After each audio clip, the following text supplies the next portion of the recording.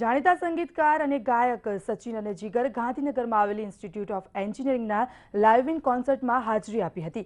તો સચિન જીગરે ગીતની શરૂઆત કરતાની સાથે જ વિદ્યાર્થીઓ ચિચકારી પાડવામાં લાગ્યા હતા. તો આ લાઇવ ઇન કોન્સર્ટમાં જીગરની પત્ની પણ હાજર રહી હતી અને આ કાર્યક્રમ દરમિયાન સચિન જીગરે જણાવ્યું હતું કે ગુજરાતી ફિલ્મ પણ હવે સારું કામ કરી રહી છે, જેમાં આવનારા વર્ષોમાં જે ગુજરાતી ફિલ્મો રિલીઝ થઈ રહી છે તેમાં પણ સંગીત આપ્યું છે.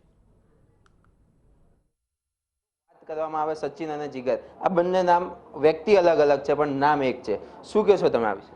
નામ એક છે, ઓળખાણ પણ એક છે, અને જે પ્રયત્ન કરી રહ્યા છે અને જે મંજિલ છે જ્યાં ચાલી રહ્યા છે એ પણ એક જ છે. એટલે હું એમ જ કહું કે અમે બે ગુજરાતી છીએ, એટલે ગુજરાતના છોકરાઓ છીએ. અમને પહેલાં જ્યારે અમે શરૂઆત કરી ત્યારે અમને એવું લાગતું હતું કે ગુજરાતી બેકગ્રાઉન્ડમાંથી છીએ તો પુષ્કળ એવી નિંદા પણ થતી હતી અને મા બાપે એવું પણ સાંભળ્યું કે અરે ટેલેન્ટેડ છોકરાને વેસ્ટ કરી નાખે એમ. પણ મીડિયામાં આજે ગુજરાતીઓ જે ડંકો વગાડી રહ્યા છે એ જ અમારું પ્રોત્સાહન હતું અને કશેક અંદર બિલીફ હતી.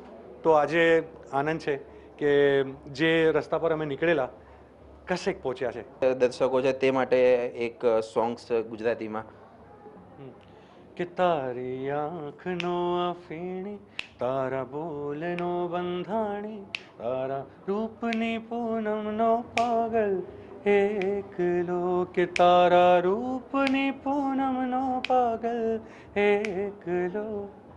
તો આ હતા આપણી સાથે સચિન અને જીગર કે જેઓ અમદાવાદ ખાતે આવ્યા હતા, લાઇવ ઇન કોન્સર્ટમાં પાર્ટ લેવા આવ્યા હતા.